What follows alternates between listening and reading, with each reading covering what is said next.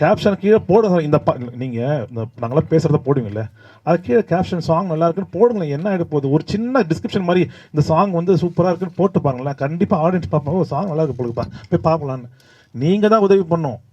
Media ஒருத்தரால் தான் முடியும் audience கிட்ட கன்வே பண்ணுறது. இப்போ ஜனநாயகம் பற்றி கேள்வி கேட்டிங்களே, நாளைக்கு ஒரு ஆடியோ லான்ச்சில் போயிட்டு நான் ஒரு படத்துக்கு போனேன், அங்கே பாட்டு பாடும் புலிய பாட்டு நல்லா இருந்தது, அது மாதிரி உங்களால் பேச முடியுமா?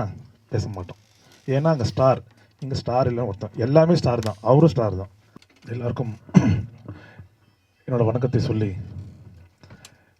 இங்கே இந்த விழாக்கு என்ன அழைத்த முதல்ல அண்ணன் தான் நேற்றுக்கு என்னோடய ஆஃபீஸ்க்கு வந்தார். நந்தகுமார்னு வந்து கண்டிப்பாக வரணும்னு சொன்னார். அதுக்கு முன்னாடியே என்னோடய 6 அண்ணன், கிட்டத்தட்ட 20 வருஷமாக தெரியும் அண்ணனை, என்னோடய வளர்ச்சியை ஆரம்பத்துலேருந்து பார்த்துட்ருக்காரு. அவர் தான் சொன்னார், இந்த மாதிரி கண்டிப்பாக நீங்கள் வந்தாகணும்னு சொன்னார். மேலும் அண்ணன் சொன்னாப்புல இந்த பாட்டு 2வது பாட்டு ரொம்ப எனக்கு என்னோடய ஃபேவரட் செகண்ட் சாங். நான் 4 பாட்டில் வந்து என்னோடய ஃபேவரட் வந்து செகண்ட் சாங்கு. ரொம்ப லைவ் இன்ஸ்ட்ருமெண்ட்ஸ், நான் அதிகமாக லைவ் இன்ஸ்ட்ருமெண்ட்ஸ் தான் நான் யூஸ் பண்ணியிருப்பேன். பட் அந்த லைவ் இன்ஸ்ட்ருமெண்ட்ஸ் ரொம்ப ஹெவி நல்லா இருந்தது. சவுக்காருங்க ப்ளீஸ். அவர் எல்லா இன்ஸ்ட்ருமெண்ட்டும் யூஸ் பண்ணியிருக்காரு.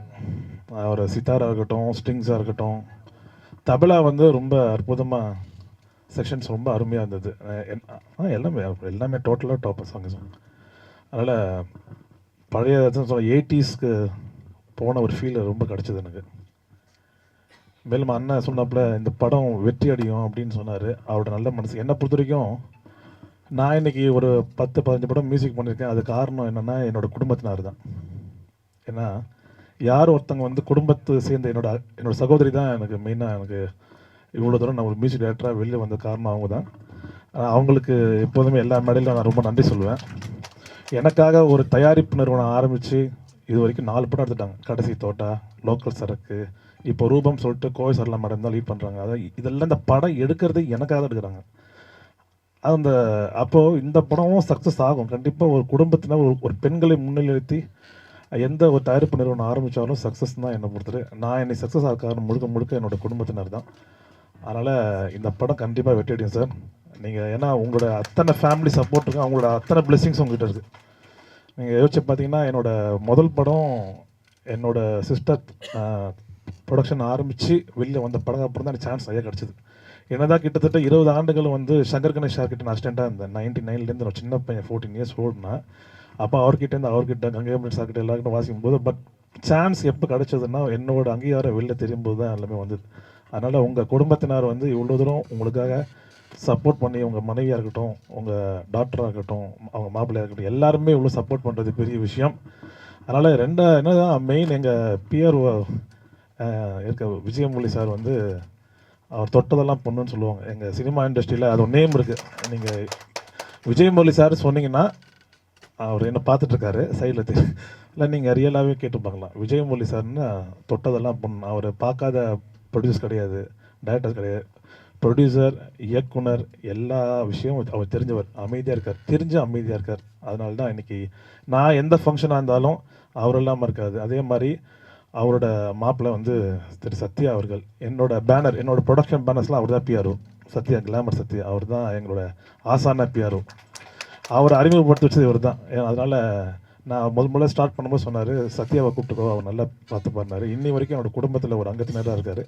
என்னோடய வெற்றிக்கு அதிகமான காரணம் நிறையா என்னை பற்றி விளம்பரப்படுத்தி என்னோடய மியூசிக்கை பற்றி வெளில கொண்டு வந்த அத்தனை காரணம் அவர் தான். அதாவது இந்த பாட்டு எனக்கு ரொம்ப பிடிச்ச செகண்ட் சாங்கு, அதே மாதிரி வேரியேஷன்ஸ் ரொம்ப சந்தோஷமாக இருந்தது. இந்த பாடும் குயிலை வெற்றி அடைய நான் இறைவனை வேண்டி, அதே மாதிரி உங்களோட சப்போர்ட் மீடியா நண்பர்களுக்கு ரொம்ப நன்றி. ஏன்னா இவ்வளோ பேர் வந்திருக்கீங்க. சின்ன படத்துக்கெல்லாம் கொஞ்சமாக தான் வருவாங்கன்னு நினச்சோம். ஆனால் மீடியா இவ்வளோ பேர் வந்தது, சப்போர்ட் பண்ணது. இந்த சின்ன படம் என்ன படம்? ஆமாம், ஜனநாயகன் படம் ரிலீஸ் ஆகிறது சென்சார் போர்டு அவங்க முடிவு பண்ணுறாங்க. அது முடிவு பண்ணி அது பண்ணிட்டாங்க. அது ஓகே, நல்லபடியாக முடிஞ்சிச்சு. ஏன்னா அவங்க அதை ஸ்டாப் பண்ணியிருக்காங்கன்னா ஏதாவது ஒரு இஷ்யூஸாக இருக்கும். ஏன்னா சும்மானா யாரும் பண்ண மாட்டாங்க. அதில் ஏதாவது ஒரு கருத்துக்களாக இருக்கலாம், சென்சார் போர்டு பிடிக்காமல் இருக்கலாம், அது பதிலாக ஸ்டாப் பண்ணுவாங்க. மற்றபடி வேறு இல்லை, எந்த காரணமும் கிடையாது. அதனால் ம் ம் ம் ம். இப்போ நீங்கள் இவ்வளோ பேசுகிறீங்களே, இந்த படத்தை ஊக்கப்படுத்துவோம். இப்போ நீங்கள் சொல்கிற விஜய் சார் படத்தை விட்டுருவோம். இந்த படம், இந்த மாதிரி படங்களை ஆரோக்கியமாக என்கரேஜ் பண்ணுங்கள். நீங்கள் உங்களை மாதிரி மீடியா நண்பர்களை என்கரேஜ் பண்ணுங்கள். நம்ம ஜனநாயகனே பேசிகிட்டு இருக்கோம். ஜனநாயகன் வந்து அவர் சாதிச்சிட்டாரு, இப்போ அரசியல் கட்சிக்கு போயாச்சு. இப்போ நாங்களாம் எப்போ வளருது? ம், ஆமாம். அது தயாரிப்பாளர் சங்கம் முடிவெடுப்பது அண்ணன் இருக்கார், இந்த மாதிரி சேர்ந்து முடிவெடுப்பாங்க. கண்டிப்பாக கண்டிப்பாக கண்டிப்பாக.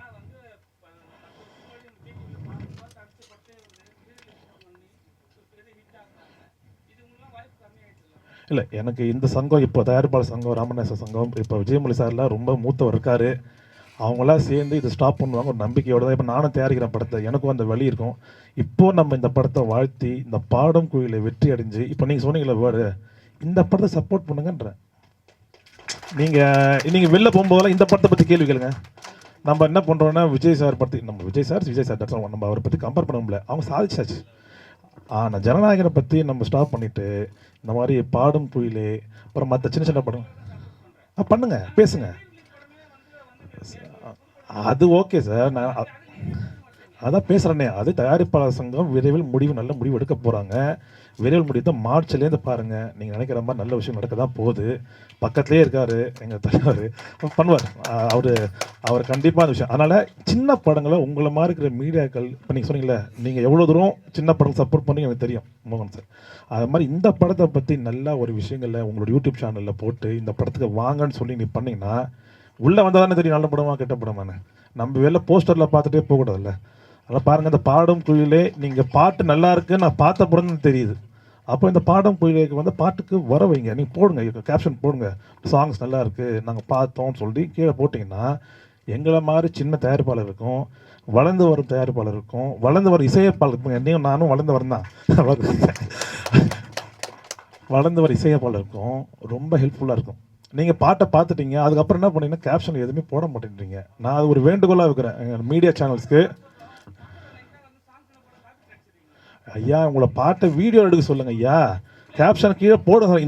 நீங்கள் இந்த நாங்களாம் பேசுகிறத போடுவீங்கல்ல, அது கீழே கேப்ஷன் சாங் நல்லா இருக்குன்னு போடுங்களேன். என்ன ஆகிட போகுது? ஒரு சின்ன டிஸ்கிரிப்ஷன் மாதிரி இந்த சாங் வந்து சூப்பராக இருக்குன்னு போட்டு பாருங்களேன். கண்டிப்பாக ஆடியன்ஸ் பார்ப்பாங்க, ஒரு சாங் நல்லா இருக்கு போடுப்பா, போய் பார்க்கலான்னு. நீங்கள் தான் உதவி பண்ணணும். மீடியா ஒருத்தரால் தான் முடியும் ஆடியன்ஸ் கிட்ட கன்வே பண்ணுறது. இப்போ ஜனநாயகனை பற்றி கேள்வி கேட்டிங்களே, நாளைக்கு ஒரு ஆடியோ லான்ச்சில் போயிட்டு நான் ஒரு படத்துக்கு போனேன், அங்கே பாட்டு பாடும் குயிலிய பாட்டு நல்லா இருந்தது, அது மாதிரி உங்களால் பேச முடியுமா? பேச மாட்டோம். ஏன்னா அங்கே ஸ்டார், இங்கே ஸ்டார் இல்லை ஒருத்தன், எல்லாமே ஸ்டார் தான், அவரும் ஸ்டார் தான். ஓகேங்களா? எல்லாருமே ஸ்டார். சரி, கண்டிப்பாக அது வந்து வந்தாகணும். அந்த மாதிரி விஷயங்களுக்கு கண்டிப்பாக நீங்கள் தவிர்க்க முடியாத காரணம் சொல்கிறாங்க. ஆனால்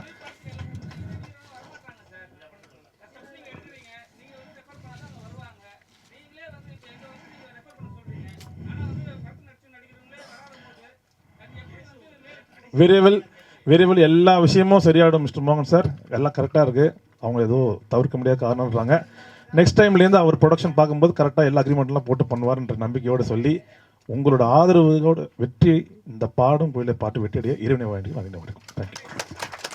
இப்போ ஒரு நம்ம ஆள் கேள்வி கேட்டதுக்கு நான் ஒரு பதில் சொல்கிறேன். ரீரிலீஸ் படங்களுக்கும் தேட்டரில் ஆடியன்ஸ் வர்றாங்க, அதை முதல்ல புரிஞ்சுக்கோங்க நீங்கள். ஏன்னா ரீரிலீஸ் சும்மா காலியான படத்துக்கு போகிறதில்ல, ரீரிலீஸ் ஆனாலும் அதில் டிஸ்ட்ரிபியூட்டரு எக்ஸிபியூட்டர் எல்லாமே அதில் வந்து பயனடைகிறாங்க. அப்போ ஆடியன்ஸ் வரப்போய் தான் ரீரிலீஸ் ஆகுது. அப்போ இந்த படத்துக்கு ஆடியன்ஸ் வர வைக்கிறது யாரோட கடமை? இப்போ ஒரு சாமிநாதன் சொன்ன மாதிரி நீங்கள் எப்போ பார்த்தாலும் விஜய், அஜித், சூர்யா, கார்த்தி இதையே பற்றி கேட்டுட்டு இருந்தீங்கன்னா இந்த மாதிரி படங்கள் எப்போ வளர்றது வாழ்கிறது? இப்போது நம்ம நெல் எடுத்து வயக்காட்டில் பண்ணுவோம், அதில் என்ன ஆகுனா சில சமயம் சில நெல் வரப்பில் விழுந்து நல்லா வீரியமாக வளர்ந்துடும். அந்த மாதிரி இந்த மாதிரி படங்கள்லாம் வளரும்போது நீங்கள் தான் என்கரேஜ் பண்ணணும். ஸோ நீங்கள் அதை விட்டுட்டு எப்போ பார்த்தாலும் அரசமாகவே அரைச்சிட்றீங்க. இப்போ ஜனநாயகனை பற்றி கேட்குறீங்க, ஏன் விஜய் இன்றைக்கி வரைக்கும் குரல் கொடுக்கல? கேளுங்க, ஏன் குரல் கொடுக்கல? இன்றைக்கி பதில் கொடுத்துட்டாரு, அதை நீ படிக்கலை, இன்றைக்கி எல்லாம் கொடுத்துருக்கிறாரு. நான் அந்த படத்துக்கு ஏதாவது குரல் கொடுத்து தயாரிப்பாளர் மேலும் நஷ்டமடைஞ்சிடக்கூடாதுன்னு சொல்லி ஒரு பதில் கொடுத்துருக்குறாரு. அதை யாரும் நீங்கள் எப்பா நீங்கள் என்ன, நீங்கள் ஒரு விஷயத்தை ஒரு ஊதி பெருசாக்குன்னு நினைக்கிறீங்களா இல்லை சால்வாகன்னு நினைக்கிறீங்களா? அவர் வந்து ஆரம்பத்திலே இல்லைம்மா, நான் சொல்கிறேன், ஆரம்பத்தில் கோர்ட்டுக்கு போயிருக்காங்க இல்லையா, கோர்ட்டுக்கு போன விஷயத்தை பற்றி நீங்கள் நானும் பேசலாமா? முதல்ல அதுவே தப்பு. அந்த அந்த லா தெரியுமா? கோர்ட்டுக்கு போன பிறகு பேசவே கூடாது. அது கோர்ட்டு ஆர்டர். ஏன் சென்சார் போர்டு தெரியாதா? கோர்ட்டுன்னு வந்த பிறகு நம்ம அதை பற்றி பேசவே கூடாது. நம்பர் 1 அதை விட்டுருங்க. இந்த படத்துக்கு வந்து இப்போ அடுத்ததான் இந்த படம் ஒரு மியூசிக் டைரக்டர் சாமிநாதன் கேட்டுக்கிட்ட மாதிரி நீங்கள் இந்த மாதிரி சின்ன படங்களுக்கு உதவி பண்ணுங்கிறோம். வேறு ஒன்றும் இல்லை. அதே மாதிரி இப்போ என் தமிழ் தயாரிப்பாளர் சங்கத்தில் எலெக்ஷன் நடக்குது. அதுக்கப்புறம் வரும்போது இந்த ஹீரோ ஹீரோயின்லாம் ஏன் வரலன்னு சொன்னீங்க இல்லையா, அதுக்கான தேர்தல் அறிக்கையில் அதெல்லாம் வந்து மென்ஷன் பண்ணி பண்ணுறோம். அடுத்து வரும்போது அதெல்லாம் சில அதிரடி நடவடிக்கைலாம் இருக்கும். அதனால் நீங்கள் நினைக்கிற மாதிரி உங்களுக்கு கண்டென்ட்டுக்கு ஹீரோ ஹீரோயின் வருவாங்க. நீங்கள் அவங்கள பார்த்து கேள்வி கேட்கலாம். உங்களுக்கு அவங்க தானே வேணும். இப்போ டேரக்டர்கிட்ட கேள்வி கேட்க மாட்டீங்க, ப்ரொடியூசர்கிட்ட கேட்க மாட்டீங்க. கேளுங்க. பணம், அதாவது பணம் போடுறவன் தான் திரையுலக பிரம்மா. ஆனால் அந்த பணம் போடுறவனுக்கு எந்த மரியாதையுமே கிடையாது. தயாரிப்பாளர் எங்கேயாவது வெளியில் ஃபோக்கஸ் பண்ணியிருக்கோமா?